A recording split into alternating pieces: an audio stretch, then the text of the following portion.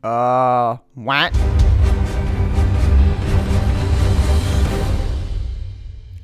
Hey guys, AntVenom here, and welcome back to another Minecraft video. And today, I'm going to be showing you guys the 40th weekly snapshot for 2012. And there's a pretty fair amount to cover in this video, so I'm just going to go ahead and I'm going to launch right into it here with the first update.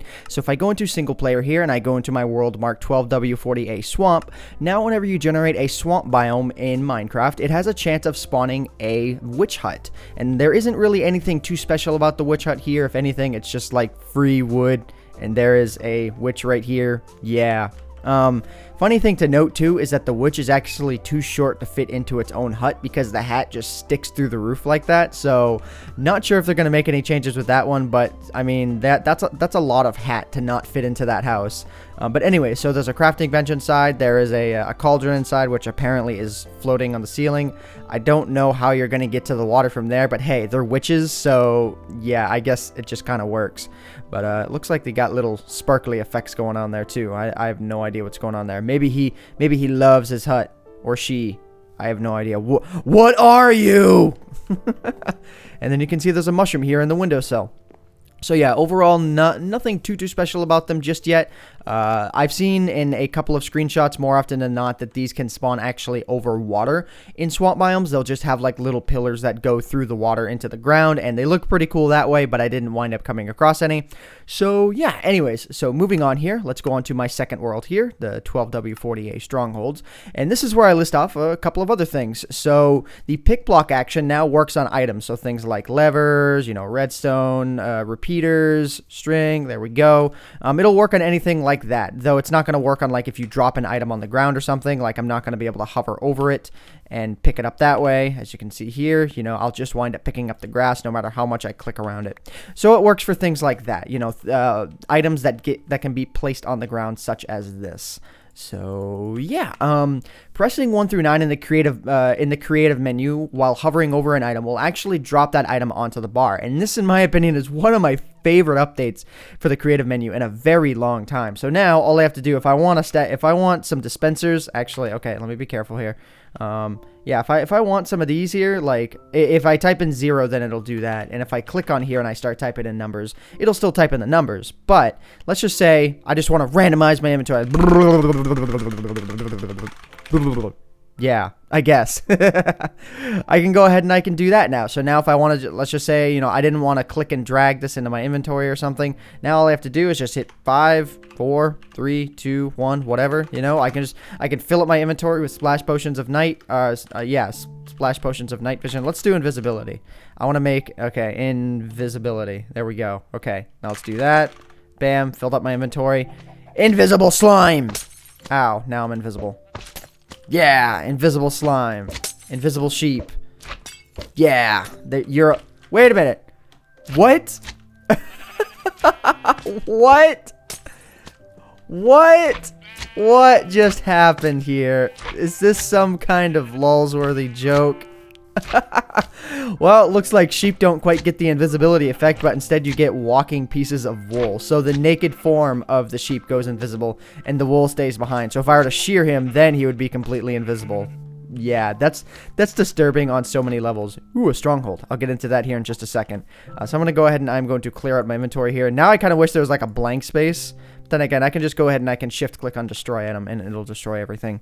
So now when you're in creative mode, you can actually shift click items from this inventory space right here, the creative inventory space, onto the survival inventory space. And in previous iterations of Minecraft, what that would do is it would actually just poof the item away. It would just be gone. It would just go away. So I'm going to go ahead and I'm going to test this with armor here because this was always one of the biggest annoyances about this new inventory. So now when I shift click, as you can see, it will pop up right here. Bam. Yeah, so no longer shift clicking on your armor will make it go away, because that was something that was very annoying, and I'm very, very glad that that was fixed. So now left clicking will no longer, oh, wait a minute, my arm is invisible because I have the invisibility effect. That's actually really bothering me. Give me milk. Give me milk. Give me milk. I don't like this effect anymore. Give me my arm back. Okay, bam, there we go. Cha, cha, cha. Never been so satisfied to have my arm. So left clicking no longer works on doors, trapdoors, levers, and doors, buttons, levers, and trapdoors. So no longer works in any of those. If I were to go ahead, let me give myself a door here just to show you guys an example of how exactly that works. So if I go ahead and I set down a trapdoor here and then a door here, game mode S. So now when you left click on them, it punches them out as if you were normally punching them out. So as you can see here, it's punching it out. Yeah. So now you have to right click to open these things, which I think is a pretty okay update. It was always kind of annoying when you were trying to destroy a door and it'd be like pew pew pew pew pew, you know, opening and closing. Not constantly, but it was still kind of annoying. So yeah, all right. So game mode C. There we go. So fire. Wow, I said fire and spread in the same word. Fire spreading has been slightly nerfed to prevent infinite fire spreading. Yeah, so that kind of sucks because I always like the fact that, you know, that change that was recently made that makes it so that on hard mode and hardcore mode, fire spreading was infinite. I kind of like that. So it's kind of a shame, though I haven't tested it out in a real world scenario to really know how big of an effect that has. And it looks like the sheeps are no longer invisible over there. I wish they still were. So slimes will now spawn in swamp biomes in low light situations. So I'm not sure if you guys saw that when I was in the swamp area before. I might go back to that, but now they can spawn in there. So you can now find slimes in the above world. So finding slimes is no longer as big of a challenge as it used to be. So now you can probably find them at night or while it's raining. So the beacon light has also gotten its little beacon thing updated, its texture updated, and the inside of it has been updated as well. Not really too sure why they did that. I really loved the spinning nether star that was in it. I thought that was a really neat effect, and now it's just kind of like, Now it's just weird. And a bat just flew by me. And then this as well. I don't really like this nearly as much as what they had in the previous snapshot as well. But it's not too bad. It very much resembles what's going on with the actual block there. So I guess it does make sense enough. So now moving on to one of the more complicated updates is changes with Superflat maps. Now, no, this isn't like a regularly spawned Superflat map. In fact, to get something like this, you can actually customize Superflat maps in ways that you couldn't in the previous snapshot. So I'm going to go ahead and I'm going to save and quit here and show you guys some of the new options. So when I go to create new world, I go to creative, and then I go to Superflat and customize. Now when I go to presets, you're going to notice that there are some new things that can be added as a suffix to the Superflat customization. And those things are, right now you can spawn things like trees, strongholds, mine shafts, etc. I'm not sure about mine shafts, that wasn't listed. But I'm not 100% sure about every single option that you can add, but I know that if you do click through them here, you can see stronghold, biome 1. I tested that out, though I couldn't find, like if I tried biome 2, biome 3, whatever, I couldn't get it to spawn any different biomes, so I'm not quite exactly sure what that does. There's decoration, dungeon, mineshaft. If I click on overworld here, you can see there's a lot more of them. So it can do things like tall grass, pumpkins, flowers, trees, mineshafts, dungeons, strongholds, lakes, desert wells, ravines, and ores and stuff like that. So maybe I can try like ores as well or something like that. Ores. Let's see if I can use that preset. Okay, so put in ores right there. So definitely very possible that ores will now spawn in this one. So I'm going to go ahead and I'm going to spawn this one here. So let's go ahead and let's hit done. And then let's hit spawn, and you guys will see that this is no longer like a perfectly super flat map.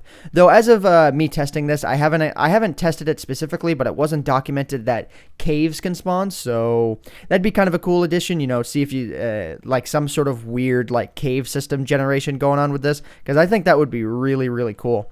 But yeah, as you can see here, you know, there's tall grass all over the place. There's, you know, water. There's, you know, little bits of desert that's surrounding them. Yeah, it's pretty cool. You can see there's pumpkins over there. If I hit F3, you can see all of this is still a plains biome, so we're not going to see any like swamp biomes or mountain biomes or anything like that. Mountain biomes wouldn't make much sense, but swamp biomes would. And I'm not even noticing any trees, even though I do believe the preset that I had set did have trees set. So let's go ahead and let's take a look at that there. Let's see, overworld. Actually, no, I didn't see trees. Let me type in trees here. Let me see if that preset works. Let's see here. Did it put in trees? I don't think it did. Did it? Yeah, it did. Right there. Okay, so trees. I'm also gonna try tree, just to see if that'll work. All right. Let's see if it'll spawn ourselves some trees, because I really want that.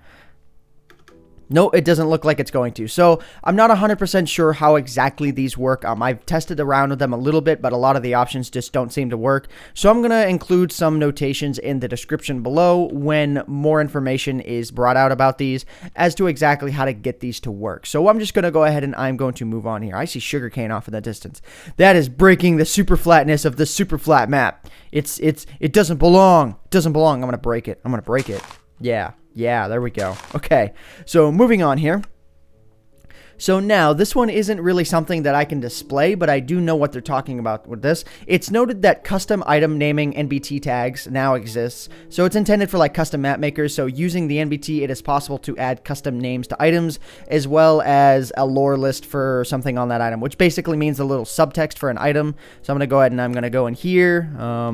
Let's see here. So for something like this, now you can actually have these have custom IDs based on the items that you have in your inventory. I'm not 100% sure if you can be given items with custom IDs, but I know that the items that you actually have, if you use a program like NBT Editor, you can actually modify the names of the items that the person has in their hand. So I could change this wooden door to be the secret door, or you could change armor to be red team's armor or blue team's armor, or you can change bow to be like overpowered bow or sniper bow or something like that. Seth Blank. Yeah.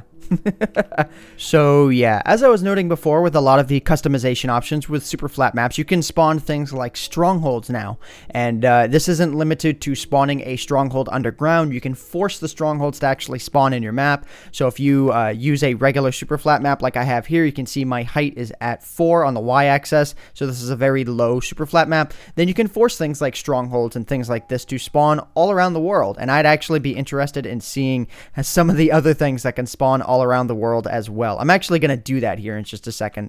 So yeah, you can see there is a stronghold here, and that the end portal is right over there. And I've looked around some of these chests. There isn't anything terribly special in them. So anyways, let's go ahead and let's drop out here. Let's go to create new world, creative. This one's just kind of for fun since we're pretty much done. I'm going to go ahead and I'm going to choose the overworld one, but then I'm going to make it so that there's only one layer of stone. So let's see if that works. Yeah, so this is going to be a very low world.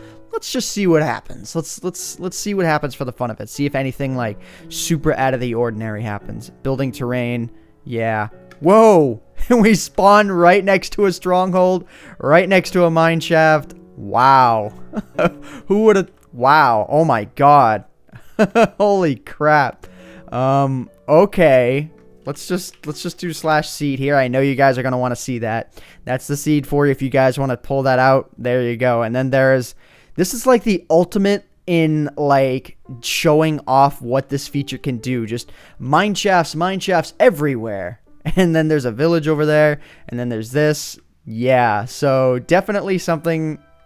Oh my god. And there's a lot more lava pools than there would typically be, because typically they're spawning at varied levels on the map, but now they're all spawning right on ground level, so you can see that there's a lot more of them. So pretty much one of the best examples I could come out with at random. I think that this is a pretty good descriptor as to what this can do. Some coal in there, some iron in there. Yeah, let's see what's in this chest over here. Apples plus gold. What are you trying to say, pal? So anyways, guys, I hope you all have enjoyed this snapshot review. Again, you guys should check out that seed. There's a mine shaft generating right through a village. It's actually cutting off the blacksmith's house a little bit. Yeah, for some reason I have to check to see what's in there. Ooh, good stuff. But yeah, so I don't think these villagers are going to be too happy with the fact that they got a mining shaft breaking through their church right here. Not a good day for this village. So anyways, guys, I hope you all have enjoyed this video. My name is AntVenom, and I bid you all farewell. Thanks so much for watching.